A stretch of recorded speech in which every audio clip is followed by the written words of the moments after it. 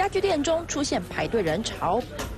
不然就是坐在沙发上休息，他们不是一般顾客，而是避难灾民。 The coronavirus, I lost my job, my mortgage, and then those pictures looking at my house, it's terrible.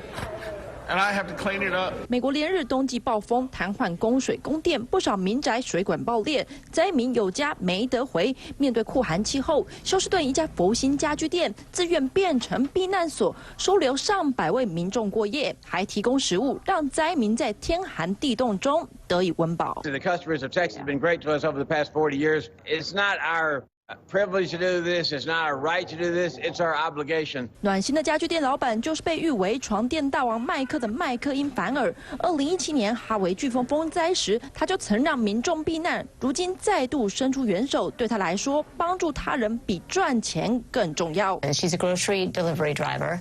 Her truck slid on ice in Austin, Texas, got stuck. So homeowners Doug Condon and Nina Richardson offered her shelter. While she waited for a tow truck, well, that wait turned into 5 days. 一对好心人收留了受困路边的货运员，还有商店在暴风来临前夕，让顾客免费搬物资回家。She kind of said with her arm, "Go ahead, you can proceed out the store."